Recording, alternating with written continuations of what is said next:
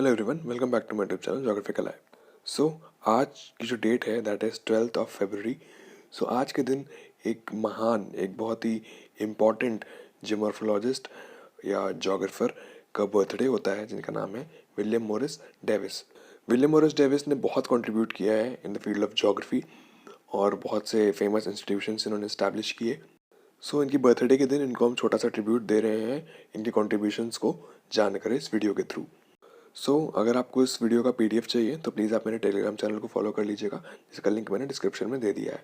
और अगर वीडियो पसंद है तो लाइक करिए और शेयर करिए और चैनल को सब्सक्राइब करना ना भूलिएगा। ओके, हम लोग स्टार्ट करते हैं विलियम मॉरिस डेविस की लाइफ के बारे में। तो विलियम मॉरिस डेविस का जो जन्म है, जो बर्थ है, वो February 12, 1850 को हुआ था। कहाँ पर? फिलाडेल्फिया, यूएसए में। साथ ही साथ विलियम मॉरिस डेविस जो है एक जोग्राफर, जियोलॉजिस्ट और मेट्रोलॉजिस्ट थे। और जो 19th सेंचुरी का लेटर हाफ और अर्ली 20th सेंचुरी के ये एक लीडिंग अमेरिकन जोग्राफर थे। Most important, very prominent American geographer थे ये। अगर इनकी एजुकेशन के बारे में बात करें तो ये 1869 में हार्वर्ड यूनिवर्सिटी से ग्रेजुएट हुए और 1870 में ये अर्जेंटीना की मेट्रोलॉजिकल ऑब्जर्वेटरी में ये एक असिस्टेंट की तरह इन्होंने काम करना स्टार्ट किया 1873 तक। साथ ही साथ एन.एस. शेलर, ये एक बहुत ही इम्पोर्टेंट जियोलॉजिस्ट थे, उस टाइम के एकदम स्टार जियोलॉजिस्ट थे। उनके अंडर ये एक असिस्टेंट की तरह काम करने लगे। Further Davis was appointed as assistant professor of physical geography in 1885 और एट हार्वर्ड यूनिवर्सिटी।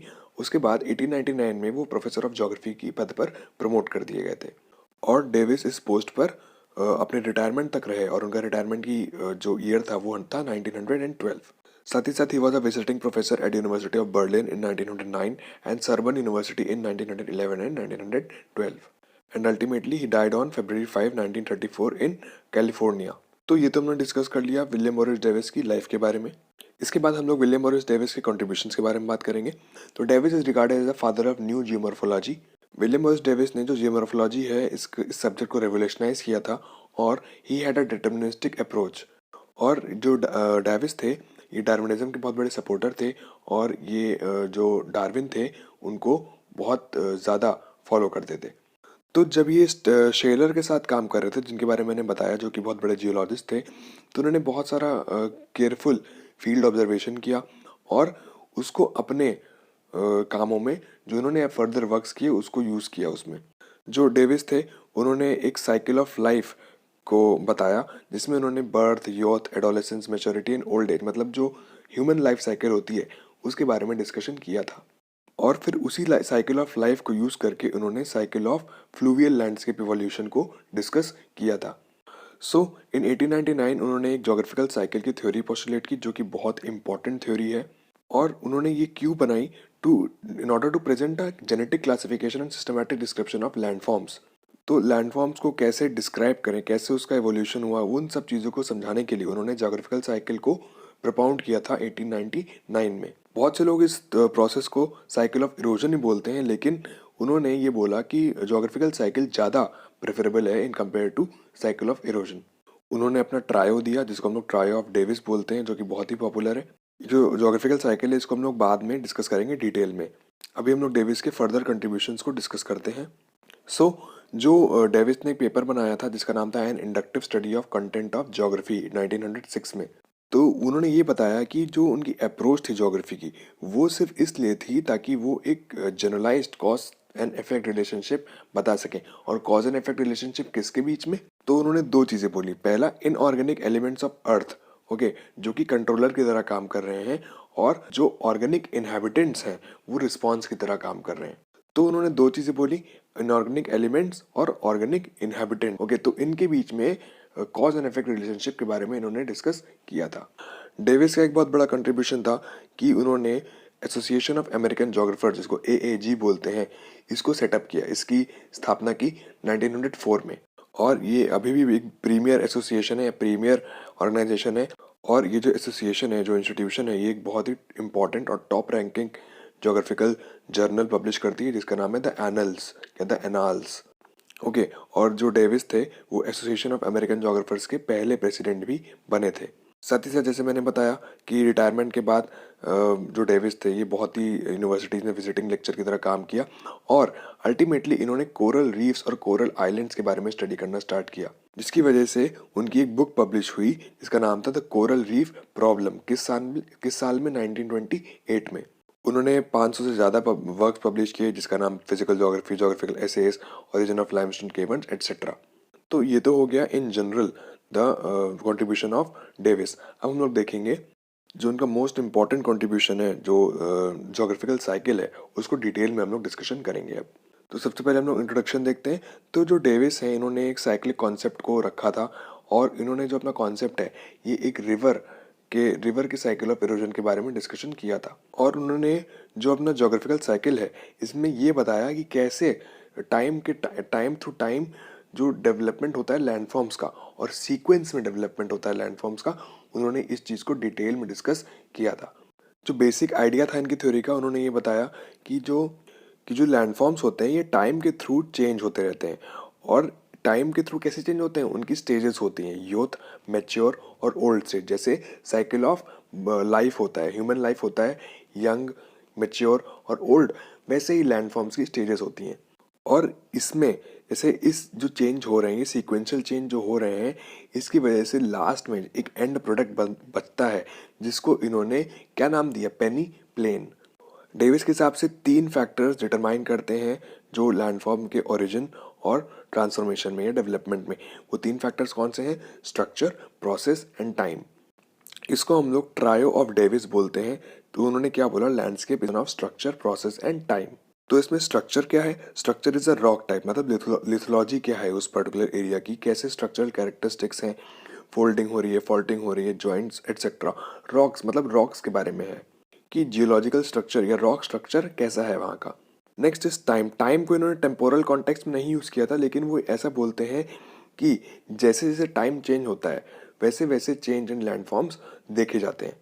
तो वो ये बोलते हैं कि जैसे जैसे टाइम चेंज होगा वैसे वैसे लैंडफॉर्म्स में भी चेंज देखा जाएगा। The last is process. Process में हम लोग सारे एजेंट्स ऑफ डेनुडेशन जिसमें वेदरिंग, इरोजन, इन सब चीज़ों को इंक्लूड करते हैं। सो इसके बाद हम लोग देखते हैं basic promises of Davisian model, मतलब बेसिक एजम्पशंस क्या थे डेविस के। तो पहला था कि लैंडफॉर्म जो होते हैं वो एंडोजेनेटिक और एक्सोजेनिक फोर्सेस जो अर्थ पर लग रहे हैं उनके इंटरेक्शंस की वजह से इवॉल्व होते हैं। एंडोजेनिक फोर्सेस में चाहे हम सडन फोर्सेस की बात करें, चाहे डायस्ट्रोफिक फोर्सेस की बात करें, चाहे ओरोजेनेटिक की, चाहे एपिरोजेनेटिक की, या एक्सोजेनेटिक फोर्सेस में हम लोग वेदरिंग की बात करें, इरोजन की बात करें, तो ये सब सारे फोर्सेस जब इंटरैक्ट करते हैं तब लैंडफॉर्म्स का इवोल्यूशन होता है।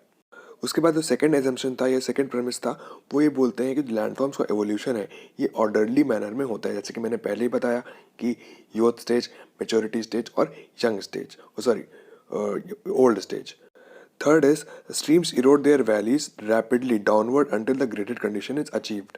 कि ये बोलते हैं कि जो स्ट्रीम्स होती हैं, रिवर्स होती हैं, ये अपनी वैलीज को डाउनवर्ड की तरफ इरोड करती हैं, मतलब नीचे इरोड करती हैं, वैली डीपनिंग करती हैं जब तक उस पूरी वैली का ग्रेडेड कंडीशन अचीव नहीं हो जाता। उसके बाद वो बोलते हैं there is a short period rapid rate of upliftment of land mass. ये बहुत ही वेग एजम्पशन था इनका, इसको बहुत क्रिटिसाइज किया गया बाद में। एंड लास्ट जो उनका प्रेमिस था वो था कि erosion does not start until the upliftment is complete. उनका ये मानना था कि जब तक अपलिफ्टमेंट नहीं हो जाता, जब तक लैंड ऊपर नहीं आ जाता, बाहर नहीं आ जाता, तब तक इरोजन स्टार्ट नहीं हो सकता। यानी कि ये कहना चाहते हैं कि जो अपलिफ्टमेंट और इरोजन है ये एक साथ नहीं हो सकता। इस पॉइंट को भी काफ़ी क्रिटिसाइज किया गया था बाद में। अपने मॉडल को समझाने के लिए डेविस ने एक ग्राफिकल रिप्रेजेंटेशन दिया। ये ग्राफिकल रिप्रेजेंटेशन यहाँ बना हुआ है, इसमें बहुत सारे टर्म्स हैं जैसे कि यूसी रिप्रेजेंट्स अपर कर्व। कौन सा कर्व है ये?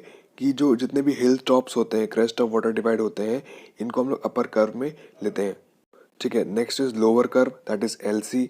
इसमें हम लोग वैली फ्लोर्स की, मतलब जो माउंटेन के बेसेस होते हैं, वैली फ्लोर्स, इसको हम लोग एलसी, इस लाइन को हम लोग एलसी लाइन से रिप्रेजेंट करते हैं।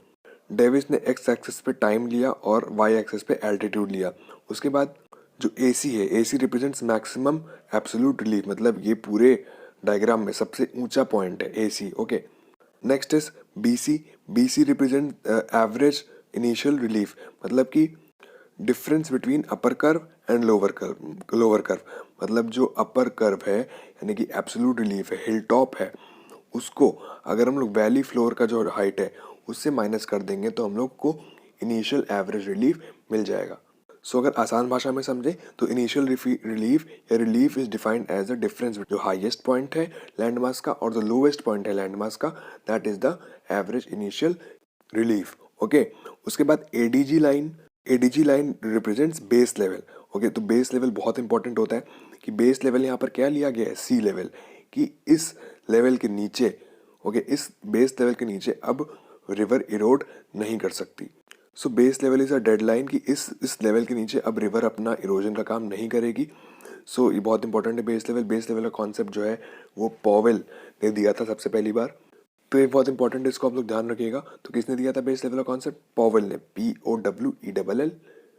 तो हम लोगों ने इसमें ग्राफ के एस्पेक्ट्स को तो समझ लिया। अब हम लोग इसके एक्सप्लेनेशन को देखेंगे कि यूथ, मैच्योरिटी और जो ओल्ड एज है इसमें कैसे कैसे लैंडफॉर्म्स का एवोल्यूशन या स्लोप एवोल्यूशन होता है।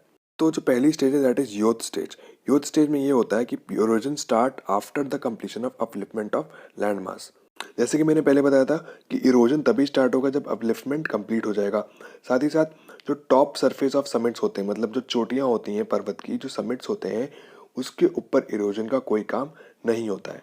सो इस स्टेज में, यूथफुल स्टेज में, दो काम करती हैं रिवर्स। पहला स्ट्रीम लेंथनिंग एंड दूसरा वैली डीपनिंग। स्ट्रीम लेंथनिंग का मतलब जब जो रिवर्स होती हैं या ट्रिब्यूटरीज होती हैं, जब वो चल रही होती हैं, जब वो मूव कर रही हैं, तो उनके सामने जो जो भी मिलेगा उसको वो इरोड कर देंगी। जैसे कोई भी पत्थर मिला या कोई भी चीज़ मिली तो उसको उन्होंने इरोड कर दिया, जिसकी वजह से वो लेंथ वाइज इंक्रीज कर रही हैं, अपनी वैली को इंक्रीज कर रही हैं। सो इसीलिए हम लोग इसको स्ट्रीम लेंथनिंग बोलते हैं। सेकंड इज वैली डीपनिंग, क्योंकि जो जब यूथफुल स्टेज है तो स्लोप जो है, पहाड़ है तो स्टीप स्लोप है और स्टीप चैनल ग्रेडियंट है, इसकी वजह से जो ये रिवर्स है इसमें वर्टिकल इरोजन बहुत होगा। ठीक है, वर्टिकल इरोजन क्यों होगा? कि जब ऊंचे से नदियां गिर रही हैं, जब थोड़ा ग्रेडियंट ज़्यादा है, स्लोप ज़्यादा है, इसकी वजह से पॉट होल ड्रिलिंग होगी और gradual depth of river valleys देखा जाएगा। Next point, the valleys become narrow and deep characterized by steep valley side slopes of convex plain. So ये इसमें बोलते हैं कि जो वैलीज हैं इस स्टेज में एकदम डीप हो जाती हैं, गहरी और पतली, नैरो, ठीक है, जिनकी स्टीप वैली साइड स्लोप्स होती हैं और कॉन्वेक्स नेचर की। इस केस में अगर हम लोग कर्व पे देखें तो जो एब्सोल्यूट हाइट है, ठीक है, वो कांस्टेंट रहेगा। जैसे आप देख सकते हैं कि CF जो है वो हॉरिजॉन्टल एक्सिस के पैरेलल है। क्यों कांस्टेंट रहेगा, क्यों पैरेलल रहेगा? बिकॉज इरोजन नहीं देखने को मिलता है। लेटरल इरोजन मतलब जब रिवर चलती है तो अपने साइड में जो इरोजन करती है वो इरोजन यहाँ पर देखने को नहीं मिलता है। तो अगर अपर कर्व की बात करें तो upper curve is not affected by erosion, ठीक है, but lower curve falls rapidly because जो लोअर कर्व है वो वैली फ्लोर को दिखा रहा है।